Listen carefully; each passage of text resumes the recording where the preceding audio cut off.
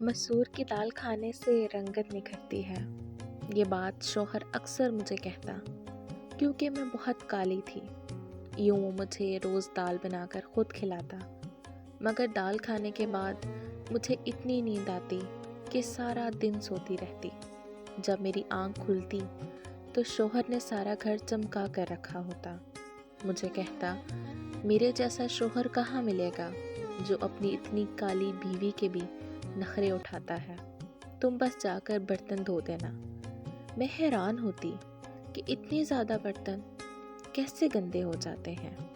میں اور میرا شوہر اکیلے ہی تھے۔ ایک بار دال کھانے کا ناٹک کیا اور میں سو گئی۔ ابھی کچھ دیر گزری تھی کہ میرے ہوش اڑ گئے۔ مجھے ایک لڑکے سے دوستی ہو گئی، اتنی شدید محبت کہ جس کے آگے ہر چیز اپنی وقت کھو چکی تھی۔ میں اس کی خاطر بالکل دیوانی ہو گئی تھی۔ میں بس یہی چاہتی تھی کہ دن سے رات نہ ہو اور وہ میرا ہو جائے۔ میری اور اس کی دوستی 2 سال پہلے ہوئی، جب وہ ہمارے محلے میں رہنے آیا۔ یوں تو میں کسی کے ہاتھ آنے والی نہیں تھی، کیونکہ میں خود بہت خوبصورت تھی، لیکن جب سے وہ ہمارے محلے میں آیا، ہر لڑکی اس کے پیچھے دیوانی ہو چکی تھی۔ وہ بھی ایسا ہی تھا کہ ہر کسی کی جانب مسکرا کر دیکھتا۔ ایک دن میری سہیلی مجھے کہنے لگی، تم جانتی ہو اس لڑکے کی محلے میں ہر لڑکی کے ساتھ دوستی ہے، وہ مجھے بھی دیکھ کر مسکراتا ہے، مگر مجھے ایسے لڑکے بالکل پسند نہیں ہیں۔ میں مسکرا کر کہنے لگی، تم یقین مانو، اگر کبھی وہ مجھے دیکھ کر مسکرائے گا تو میں اس کے دانت توڑ دوں گی۔ ایک دن میں امی کے ساتھ بازار سے واپس آئی تو وہ مجھے گلی میں کھڑا نظر آیا۔ میں اسے نظر انداز کر کے گزر گئی، مگر مجھے اس کا خیال اکثر آنے لگا۔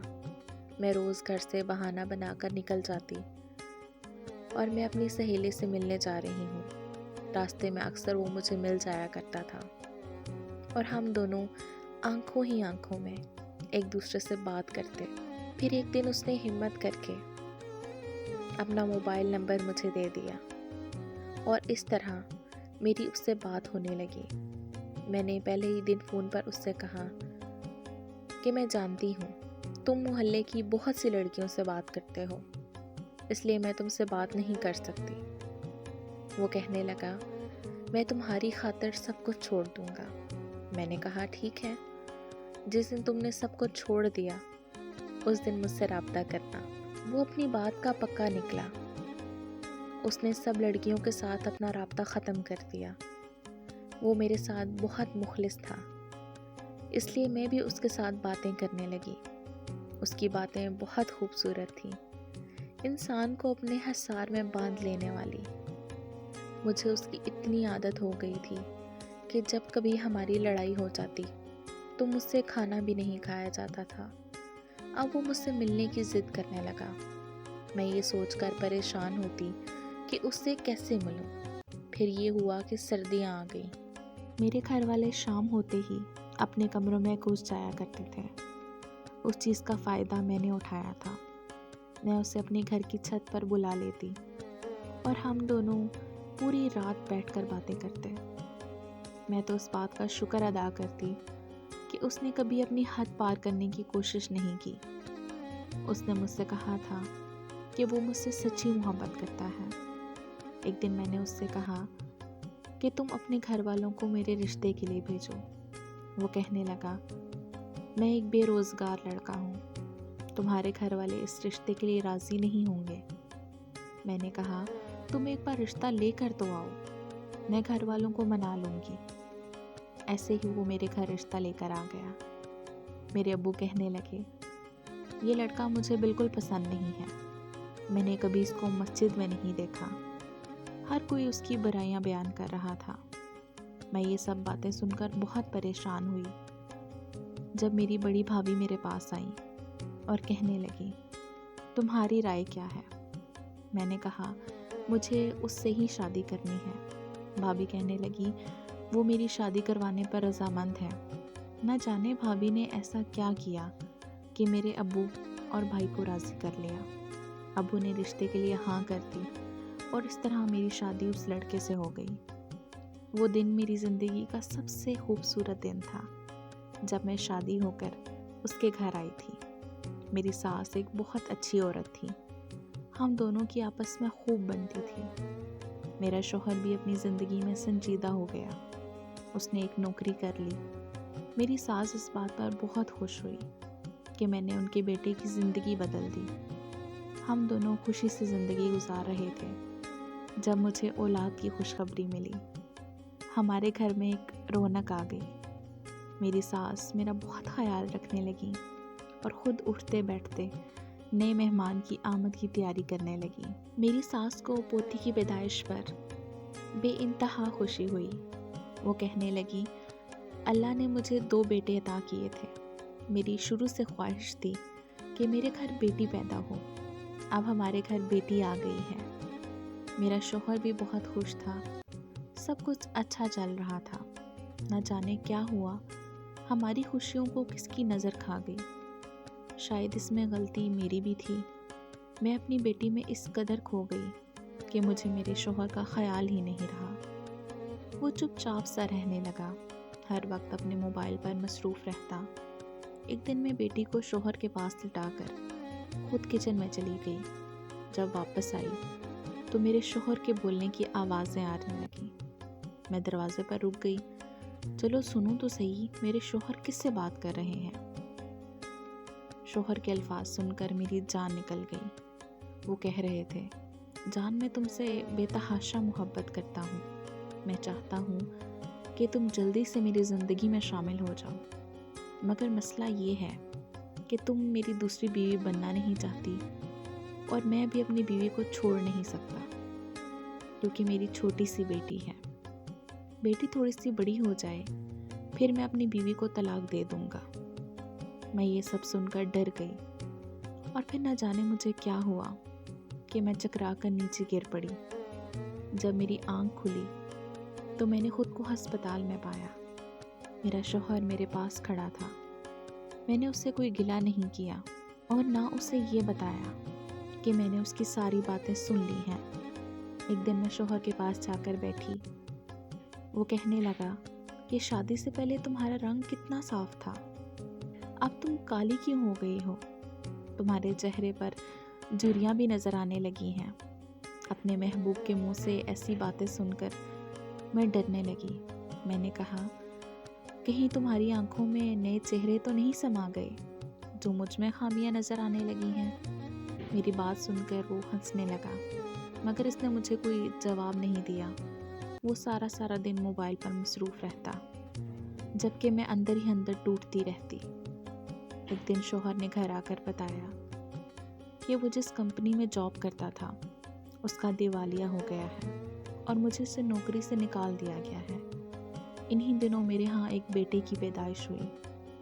اب حالات اس قدر خراب ہو گئے تھے کہ مجھے کچھ سمجھ نہیں آ رہا تھا کہ میں کیا کروں۔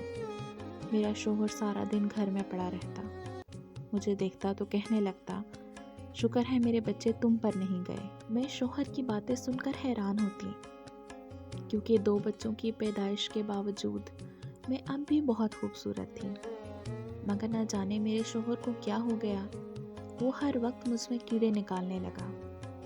خیر ایک دن بہت عجیب واقعہ پیش آیا۔ شوہر مجھ سے کہنے لگا، مجھے مسور کی دال پکانے کی ترکیب بتاؤ۔ میں نے بتا دی۔ وہ کچن میں چلا گیا، مجھے لگا وہ ویسے ہی گیا ہوگا۔ میں ترکیب بتا کر بچوں میں مصروف ہو گئی۔ آدھے گھنٹے کے بعد میرے شوہر میرے پاس آئے اور ایک پلیٹ میں مسور کی دال تھی اور ساتھ ایک روٹی بھی تھی۔ شوہر کہنے لگے، مسور کی دال کھانے سے رنگت صاف ہوتی ہے، مجھے سیاہ رنگت والی عورتیں بالکل اچھی نہیں لگتی، میں نے تمہارے لیے اپنے ہاتھوں سے دال بنائی ہے۔ میں حیران رہ گئی کہ اتنی جلدی سے دال کیسے بنا لی۔ مجھے دال شروع سے پسند نہیں تھی، مگر میرے شوہر نے زبردستی اپنے ہاتھوں سے مجھے روٹی کھلا دی۔ تھوڑی دیر بعد مجھے نیند آنے لگی اور میں اپنے بستر پر لیٹ گئی۔ میں شوہر سے باتیں کرتے کرتے سو گئی۔ جب میں سو کر اٹھی تو شام ہو چکی تھی۔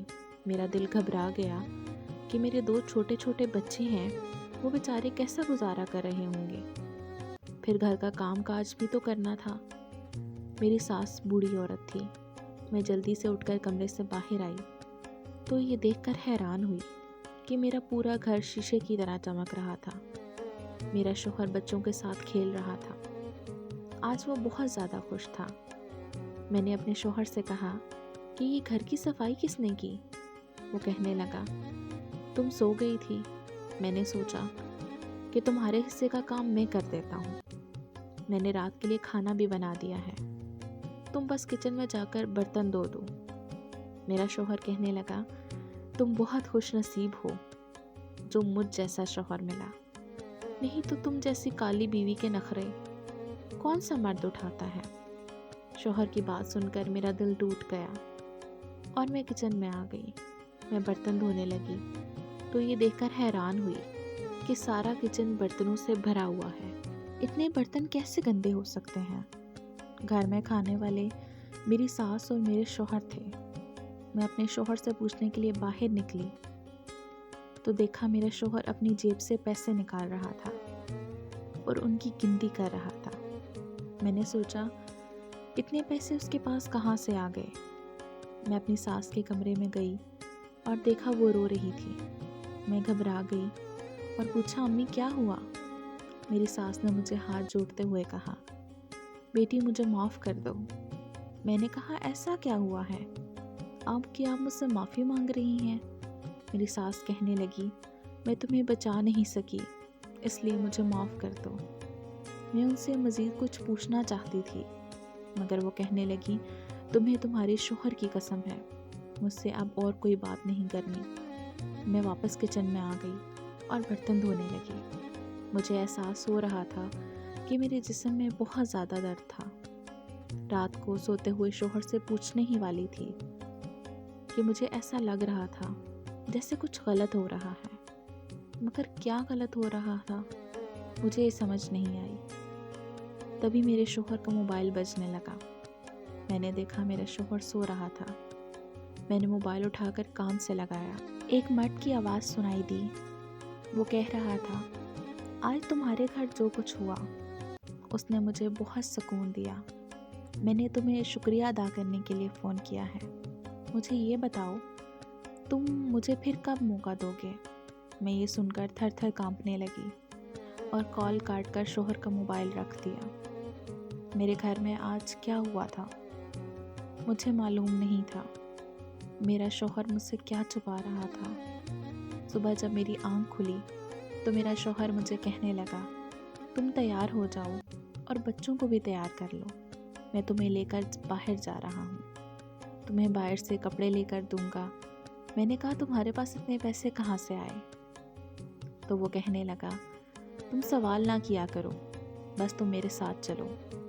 वो हमें लेकर बाहर गए, हमें शॉपिंग करवाई और वापसी पर अच्छा सा खाना भी खिलाया। मैं बहुत खुश हुई।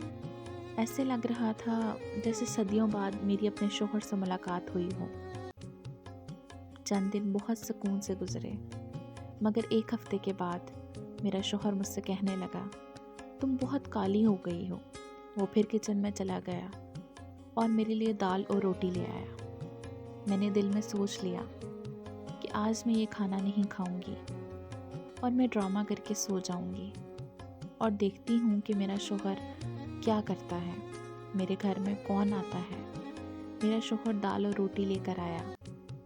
जब वो मुझे खिलाने लगा तो मैंने कहा, मैं ये दाल अभी खा चुकी हूँ, अब मुझे नींद आ रही है।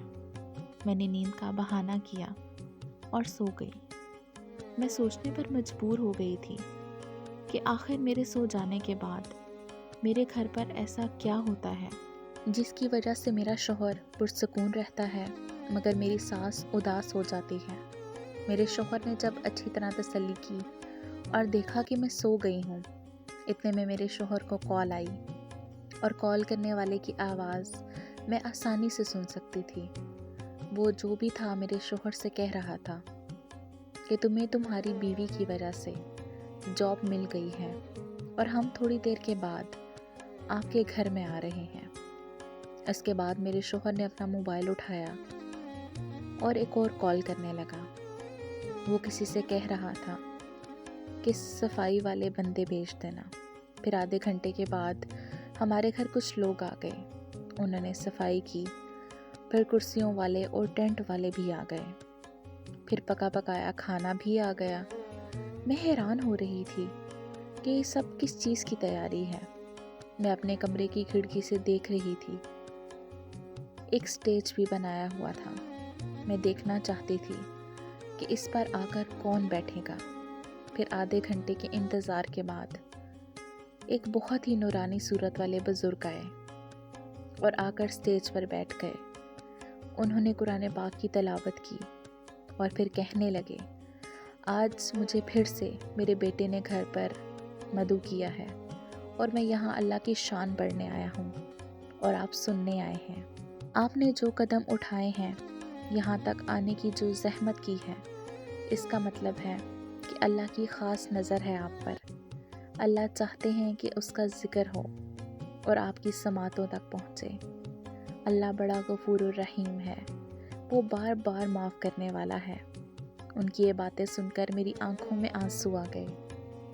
محفل میں موجود تمام لوگ بھی یہ سن کر رونے لگے۔ اس کے بعد میرا شوہر اس آدمی کا ہاتھ پکڑ کر ایک کمرے میں لے گیا۔ میں سوچنے لگی کہ اگر میرا شوہر یہ سب کرتا ہے تو مجھ سے چھپاتا کیوں ہے؟ یہ تو نیکی کا کام ہے۔ اور میں اپنے سوال کے جواب کی تلاش میں اس کمرے کے پاس جا کر کھڑی ہو گئی۔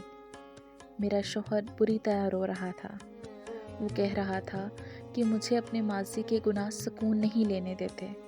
میں نے شادی سے پہلے بہت سی لڑکیوں کو دھوکہ دیا، پھر جس لڑکی سے شادی کی اس سے بھی شادی سے پہلے رات کے اندھیرے میں ملتا رہا۔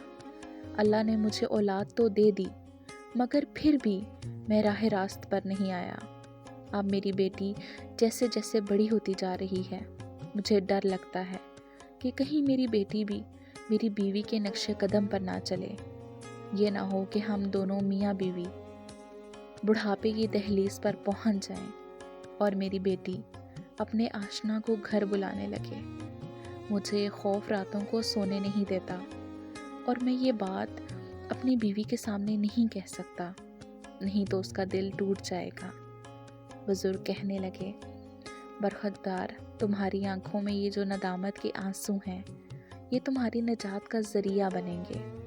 اور رہی بات آپ کی بیوی کی، تو اس کو بھی دین کی طرف بلاؤ۔ اپنی بیٹی کی تربیت اللہ کے دین کے اصولوں کے مطابق کرو، سب کچھ ٹھیک ہو جائے گا۔ شوہر کہنے لگا، مجھے اللہ پر بہت یقین ہے، اس کے کلام کا اثر ہے کہ مجھے جاب بھی مل گئی۔ بزرگ مسکرا کر اپنے گھر چلے گئے۔ مہمان بھی رخصت ہو گئے۔ میں اپنے شوہر کے برابر آ کر کہنے لگی کہ میں نے سب کچھ سن لیا۔ وہ رونے لگے اور میرے سامنے ہاتھ جوڑ کر کہنے لگے، میں نے تمہیں شادی کے بعد دھوکہ دیا، مگر اب اللہ نے مجھے ہدایت دے دی، مجھے معاف کر دو۔ میں نے اسے معاف کر دیا۔ تب میری ساس نے مجھے بتایا کہ وہ بزرگ کے بیان سن کر روتی رہتی تھی اور انہیں یہ لگتا تھا کہ ان کی ساری زندگی غفلت میں گزر گئی۔ اب اگر موت آ گئی تو وہ اللہ کو کیا منہ دکھائیں گی، اور اسی وجہ سے وہ ہر وقت روتی رہتی تھی۔ یہ بات سچ ہے، شادی سے پہلے میرا شوہر میرے لیے ایک نامحرم تھا اور اسے گھر بلانا ہرگز بھی ٹھیک نہیں تھا۔ میں نے بھی اللہ سے معافی مانگی اور ہم دونوں اپنے بچوں کے ساتھ ہنسی خوشی زندگی گزار رہے ہیں۔ امید ہے آج کی کہانی آپ کو پسند آئی ہوگی۔ ویڈیو کو فل واچ کرنے کے لیے بہت شکریہ۔